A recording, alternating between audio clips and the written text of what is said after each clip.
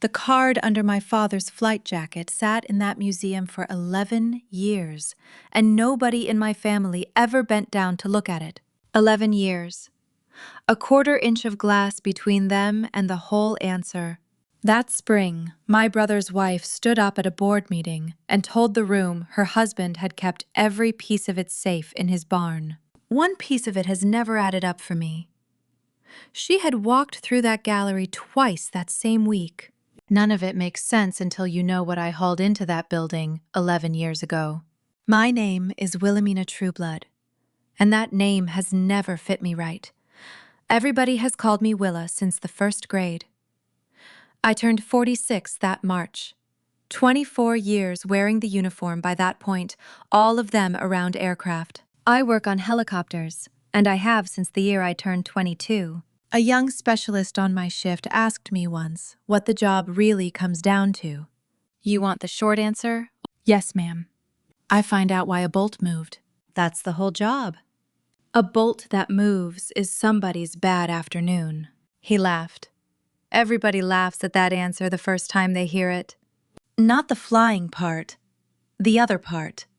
Somebody has to get up inside a tail boom with a flashlight in her teeth and find out why that bolt moved. Our house sits in Leesville, Louisiana, 10 minutes off the back gate of Fort Johnson. Pine trees the whole way out, rain most of the year, one long road. I turn wrenches on helicopters. On a form, it comes out as maintenance. That's what my family had of me for 20 years. One word on a form. Willa does the paperwork side, my brother told a neighbor once with me standing right there. Supply? Something like that. She signs for parts. My cousin did supply, the neighbor said. Good duty. That's what I hear. The neighbor nodded at me like the whole matter was settled. It did settle it for about 20 years. I never corrected my brother. Not that day, and not any day after. It costs you nothing to let a thing like that go by. My father was Rayfield Trueblood. He was a crew chief on Huey's. He came home from that war with a ruined left ear and a leather jacket he wore until the cuffs went soft as cloth. Which ear? I asked him once when I was little. The one you're hollering in. He died 11 years ago in April. He was 71 and still out there cutting his own grass. His heart at night in his own chair. I was 35 years old that spring, and I was not ready. I was stationed 40 minutes up the road, so I'm the one who emptied the house. My brother's name is Burl, and he has always been easy to like. He's the older one by 4 years. He's got 8 acres out past the reservoir and a wife named Doreen. She kept her own last name when they married. Fant is on all my committee letterhead, she told me at the reception. You can't just redo letterhead. Nobody's asking you to. Well, people ask. Nobody in this story is a monster. Hold on to that. The parish museum sits on the square in town. 2 floors, dark brick, a cannon out front that nobody has ever explained to me.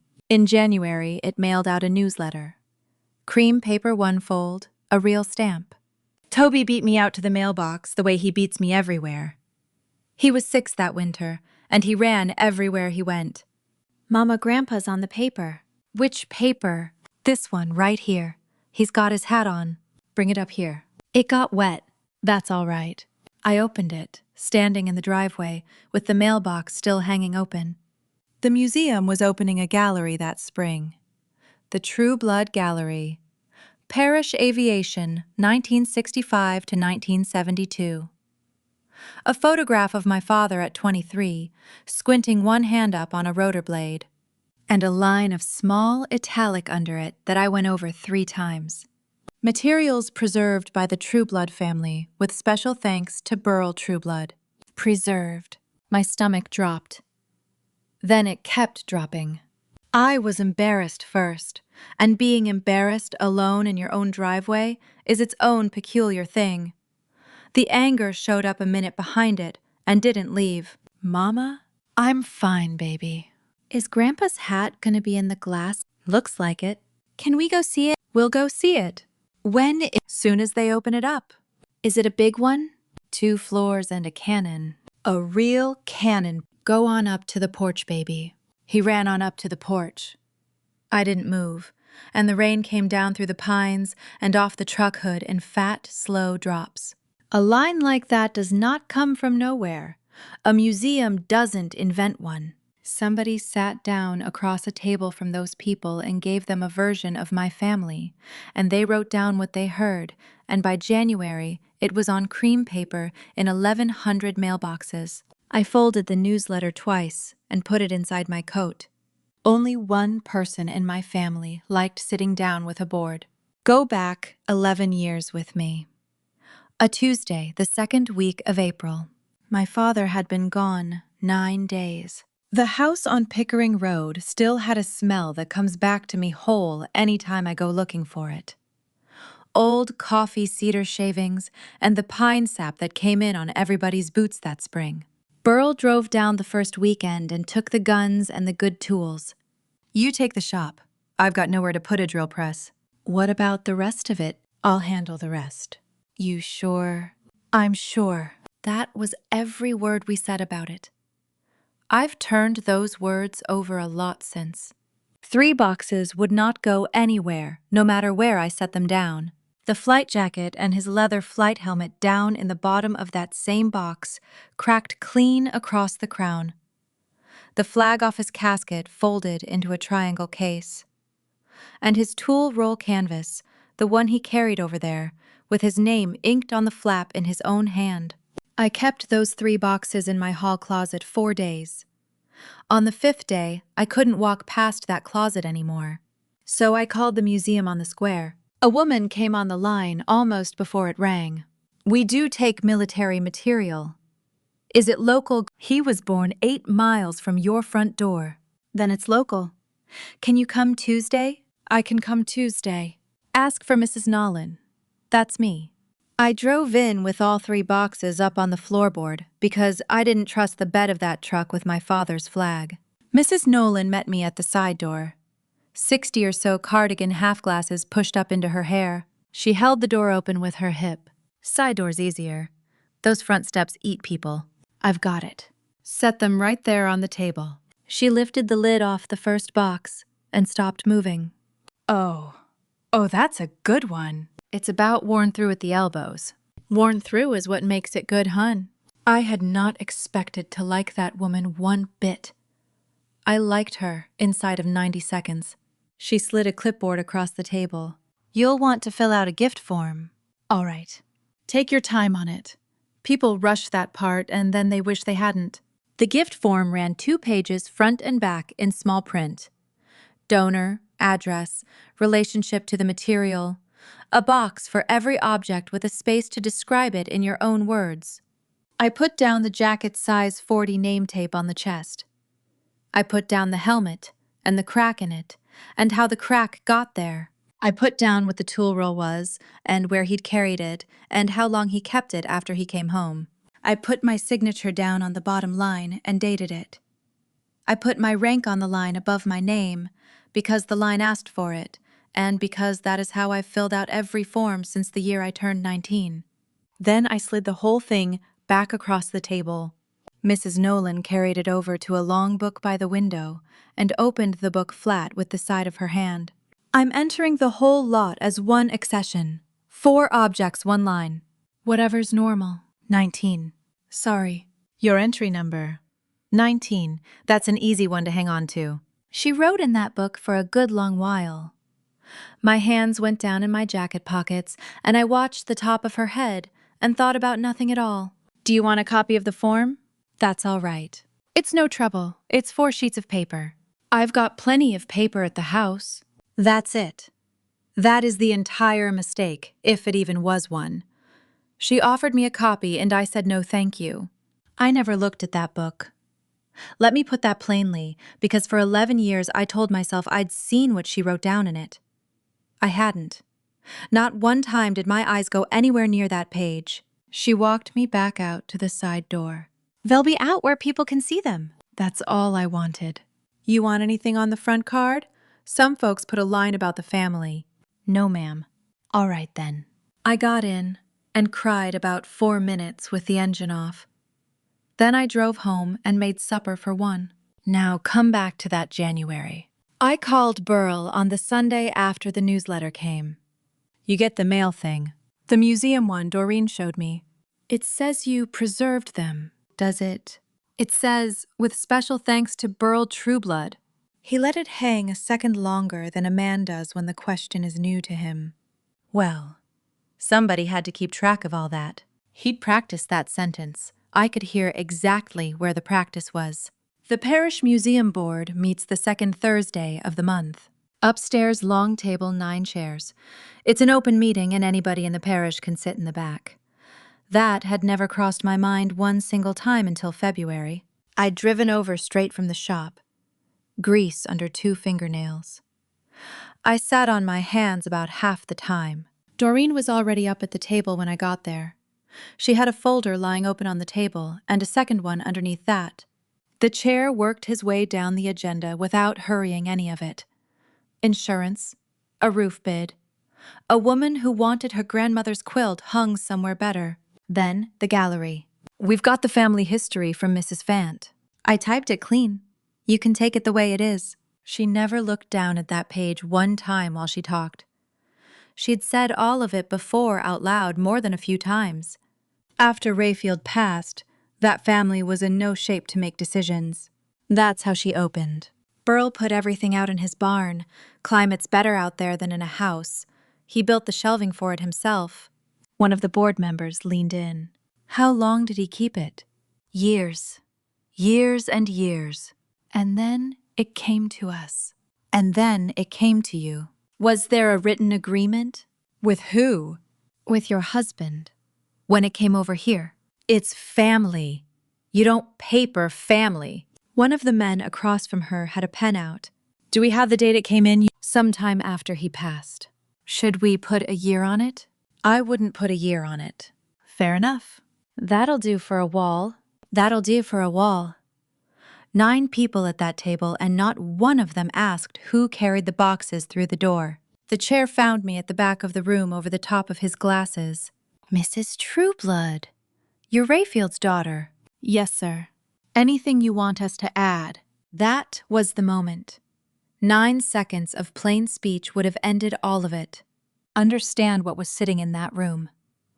9 people who'd given up a Thursday night for a brick building nobody visits when it rains. A woman with a typed page and a good, clear voice. And me, in the back, in a work uniform, smelling like a hanger. No, sir, it's fine. That's what I said. It's fine. There's a reason I didn't. And the reason does me no credit. If I'd corrected her, in that room, 9 strangers would have watched a woman fight her brother's wife over a dead man's coat. That's the story they'd have carried home. Not the coat. The fight. And there was Burl. He wasn't at that table. He never came to a single one of those meetings. You do not win an argument with a man about what a gauge is telling him. You go pull the gauge. You carry it back and lay it on the bench in front of him. I just didn't have the gauge yet. 2 weeks later, the wall text came back around by email. I'd asked to see it, and somebody upstairs was kind enough to forward it on. The top paragraph had Burl's name in it, and the barn. My name was down in the last line of the last paragraph, in the part they call the credit line. Gift of the Trueblood family. Not even a first name. I showed it to nobody. I shut the laptop and went and folded laundry for an hour. Toby came in with a sock on his hand. Is this one yours or mine? Yours. It's too big for me. Then it's mine. Mama, when's the museum? April, baby. Is Grandpa's hat gonna have his name by it? I was holding a folded towel and could not make my mouth work right. Something like that. Is our name gonna be on it? Go put your sock away. The Friday after that, my phone went off inside the shop. It was the front office at the museum calling me on a Friday. Mrs. Trueblood, I'm sorry to catch you at work. You're fine. We've had a letter from an attorney. I set the wrench down on the tray slow the way you do it when your hands have gone unreliable on you. A letter about what? About your father's material. The family's asking us to hand it all back. Back to who? To the estate, is how it's written. There isn't an estate. That closed 9 years ago. Ma'am, I'm only going by the letter itself. Who signed it? A firm up in Alexandria. It's on behalf of Burl Trueblood and Doreen Fant. The certified letter came the following Tuesday, and I had to sign for it at the counter. Nobody warns you how heavy a thin envelope can get on the walk out to your truck. I sat with it in the post office lot a good while, and then I opened it. The museum's lawyer called me that same evening. A polite man, with a cold talking through his nose. Mrs. Trueblood, you're not a defendant. I want that clear up front. Then what am I? You're the donor on the gift form. That makes you a witness. A witness to what? To the day the objects came in. That was 11 years ago. That's the day the case is about. I switched the phone to my other ear and sat down on the step. What are they actually asking for? It's called a replevin action. They want the objects handed back. On what grounds? That the person who gave them had no authority to. There it was. I sat on my own back steps in the dark and heard a stranger with a cold say it. A person had no authority. He mailed me a copy of the petition. It ran 9 pages, and 8 of them were nothing. The one that mattered was paragraph 6. The subject items were maintained and preserved by Burl Trueblood in a climate-controlled outbuilding on his property. They were thereafter removed from the Fant barn without the authorization of the succession. Removed from the Fant barn. I put the page down on the kitchen table. Both hands went down on either side of it, and I stayed that way until the light outside changed. Here's what that sentence did to me. It didn't make me angry. It made me cold.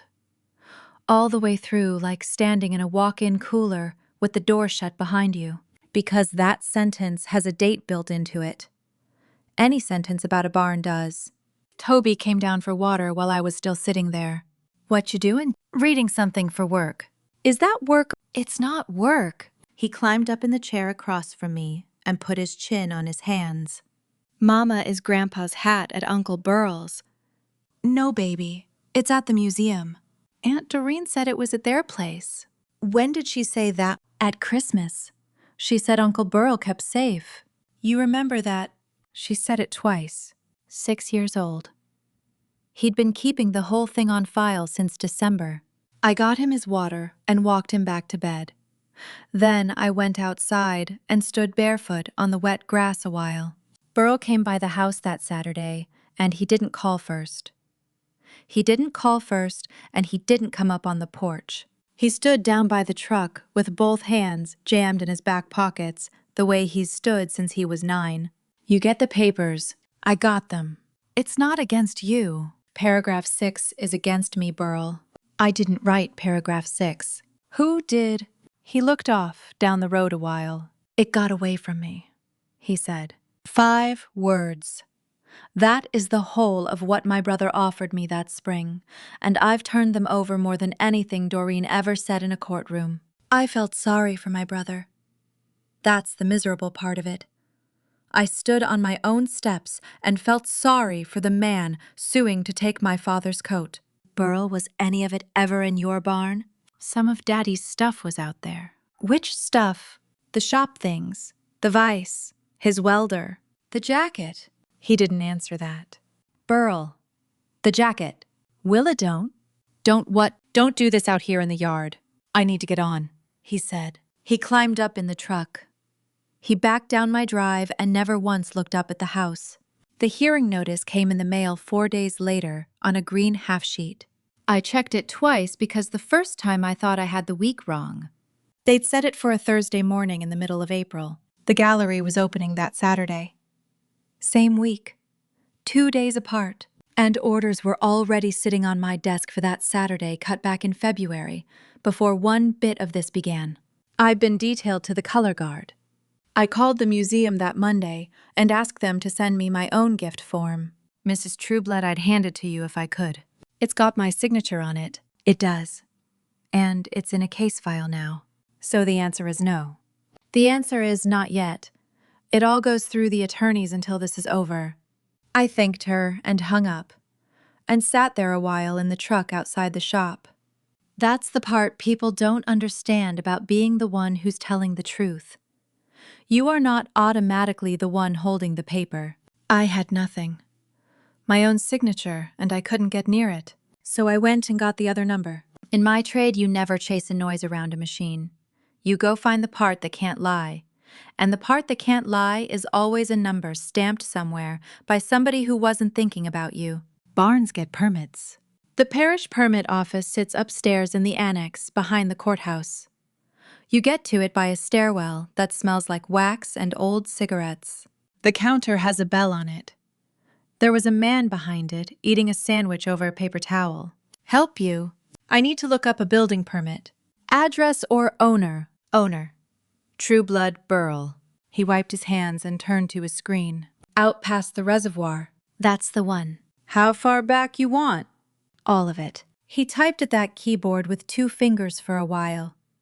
The printer behind him woke up like it hated the job. House on here from before my time. Septic some years behind that. And an ag outbuilding. An outbuilding. 40 by 60. Metal on a slab. When he turned the paper around on the counter and pointed with the eraser end of his pencil. Permit pulled in March. Final inspection that October. How long ago is that? 6 years ago this March. I stood at that counter and made myself say something normal.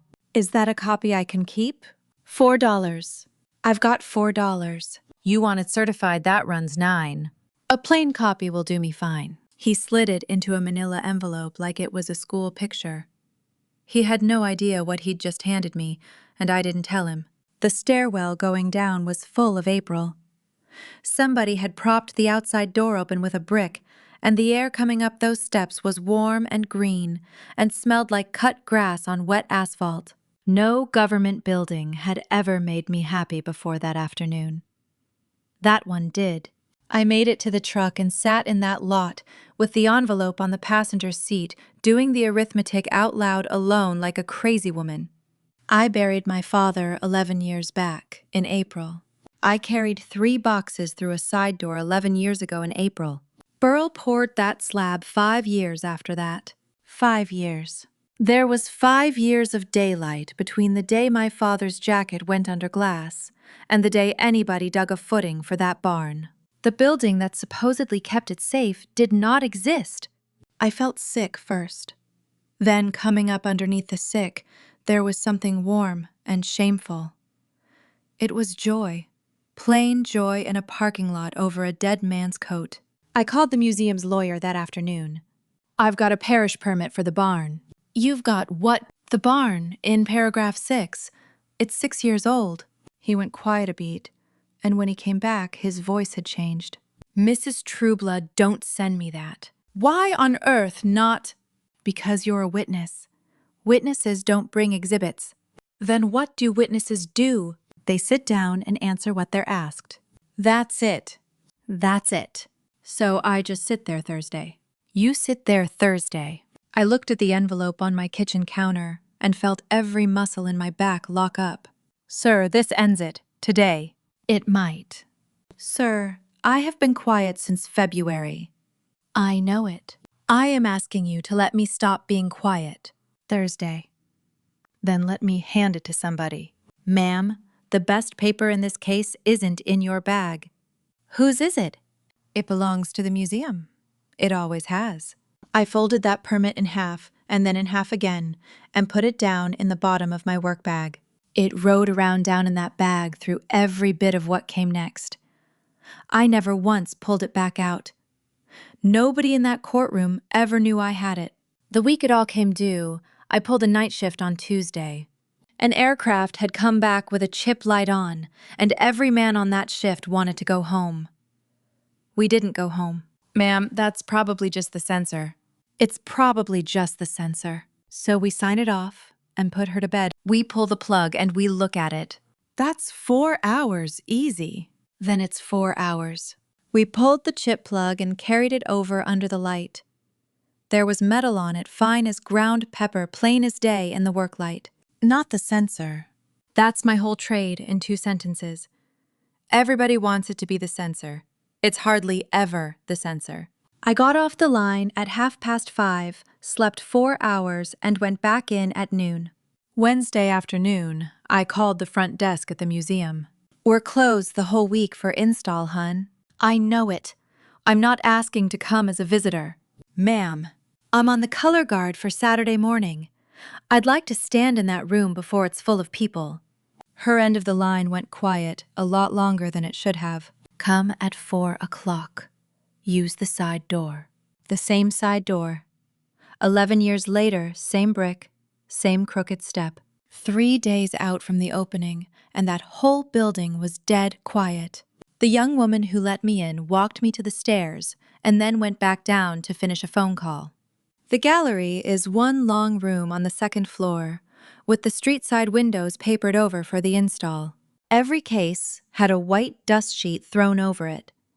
8 or 9 of them standing in a row like furniture in a house nobody has moved into yet. One sheet was pulled back. Only the one. Somebody had been working that case and gotten called away halfway through. It was my father's case. The jacket was mounted flat on a slant board with the name tape showing. The tool roll was open beside it, laid out flat, every pocket filled. The flag stood in the corner in its triangle case, and his flight helmet was sitting up on top of the open case in front of me out of the glass on a square of gray foam. I was in duty uniform. I had come straight from the shop, and I had not changed. I put my hand down flat on the glass beside that helmet, and I left it there. I could have picked it up. There was not one soul in that building to stop me. I held that pose a long while, palm down on the glass, and I did not pick up my father's helmet. Here is the thing I couldn't get past. The last person to touch that helmet was me, in a hall closet 11 years back. At the foot of the case, there was a little typed card on a wire stand, about the size of a postcard. I bent down to it. Flight helmet and jacket, worn by Rayfield Trueblood, Parish Native Crew Chief, 1965 to 1968. Then the second line. Kept by the family and preserved on the Trueblood place until their gift to the museum. Preserved on the Trueblood place. I went down that card once. Then I went down it again. Then I went down it a third time, the way you go over a work order when the numbers on it can't possibly be right. My eyes stung and then spilled over, and I let them. Not one person was left in that building to see it, and I was tired of being careful. The card didn't have a first name anywhere on it. Not mine, not Burl's, not even my father's past the top line. Somebody's grandmother brought a quilt through that door in February and got her own name up on a wall. I came back down those stairs slow, carrying my cover.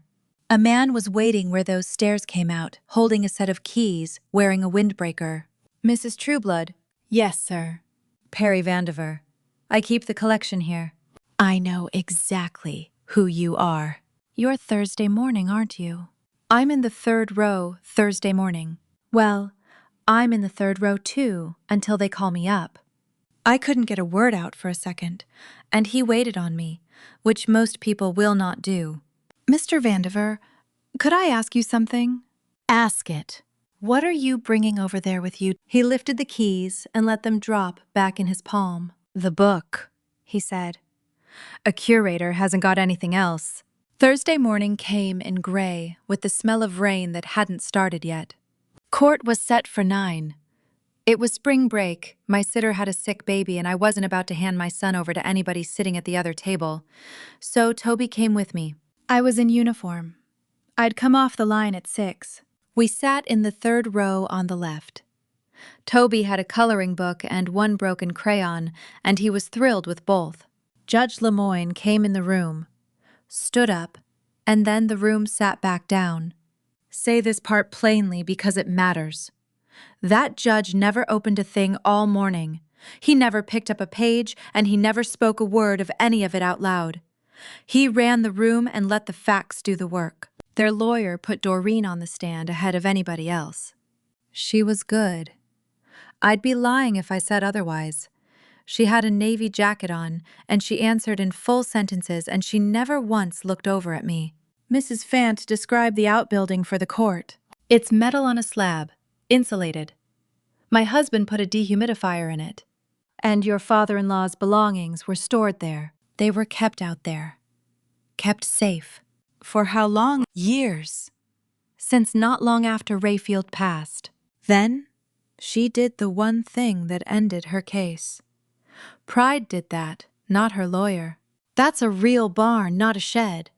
Burrell built the whole thing himself. Thank you, ma'am. 6 years ago this March. And he did every bit of it with his own 2 hands. Nobody moved. It didn't mean anything to anybody in that room yet. It meant something to me.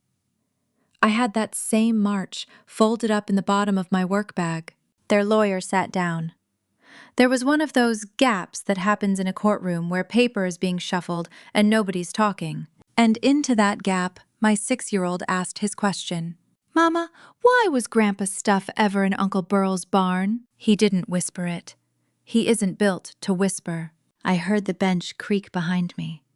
Somebody coughed. My face went so hot I thought I'd be sick right there. Judge Lemoyne tipped his head down past his glasses. Man, is that your boy? Yes, sir. I'm sorry. He's all right. Let's go on. Then they called Mr. Perry Vandiver. He came up in the same windbreaker carrying one thing. A long gray book with a cloth spine and his finger already in it. He got sworn and sat down and set the book open on the rail. Their lawyer started him off easy the way they all do. Sir, you accept donations at the museum. We do. And the items came to you out of the Fant barn, correct? No, sir. You've heard Mrs. Fant testify this morning. I heard her. Then where do you say they came from? Mr. Vandiver laid his palm down flat on the open page. He did not look at Doreen when he said it. Before that barn. I'm sorry. Those objects came to us before that barn. Sir, I'd ask you to be specific. He put on the glasses that had been hanging off his collar. Entry 19, he said. Received the 14th of April, 11 years ago this week. He wasn't finished. He had another half a line to go, and he never got to say it because the room got there without him. You could hear it happen. That is the only way I know to describe it. 6 years for the barn, 11 for the jacket. Every person in that room did that subtraction at once, and the answer landed in the middle of that room and would not move. Doreen started the same sentence twice and got nowhere with either one. That's not the barn has always been. Ma'am, you gave this court the year yourself 40 minutes ago. That was the museum's lawyer, and he never lifted his voice a hair doing it. Then he came back around to the stand. Mr. Vandiver, who is named as the donor on entry 19? Mr. Vandiver looked down at his book. Chief Warrant Officer 3 Wilhelmina Trueblood, United States Army. Nobody in that town had ever spoken my rank out loud. Not one time in 24 years. Is anyone else named on that line? No, sir. Not one other soul on that line. Nothing about a barn. Nothing about a barn. She carried it in herself. It's her handwriting on the form. Sir, could that entry have been written in later? No, sir. Why not? It's a bound book. 19 has 20 under it. Meaning what, exactly? Meaning you'd have to write over a stranger to move mine. Toby stopped coloring and looked up at me because he'd heard his mother's whole name said by a man he had never met. He didn't speak at all. He only reached over and got a fistful of my sleeve. Their lawyer stood up and asked for a recess. The hallway outside that courtroom has a water fountain that has never worked. Burrell stood next to it, turning his hat over and over. Willa. Burrell. I didn't know about the date. You knew about the barn. He studied the floor tile a good while. I poured that slab myself, he said. I know when I poured it. Yes, you do. She kept saying it, and it got easier every time. That's how it works. I should have said something the first time. Yes, you should have. That's the truest conversation my brother and I have ever had.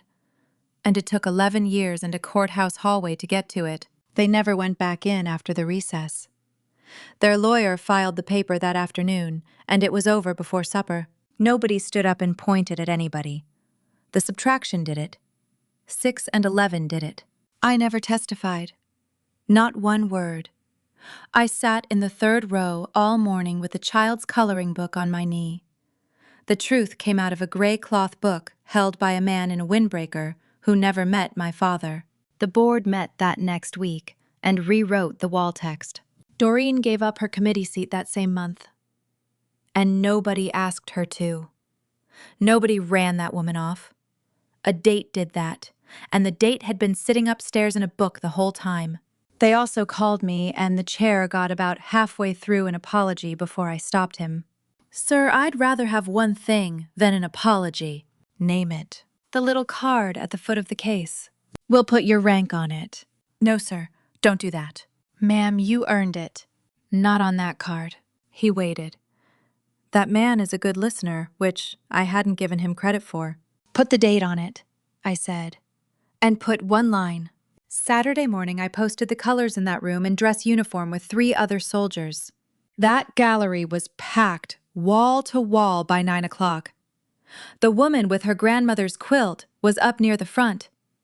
Mrs. Nolan came 80 now, on a walker, and she found me afterward and held on to my sleeve with both hands. 19. She said. Yes, ma'am. Told you that was an easy one to hang on to. You kept that book good, ma'am. A book keeps itself. That is the entire point of one. Yes, ma'am. It surely is. Relief hit me right there. 11 years late, and all of it in one piece. I stood in my father's town in a crowded room and let it happen. Move ahead 1 year with me. Toby is 7. He can get through a whole page of a book if the book is about sharks.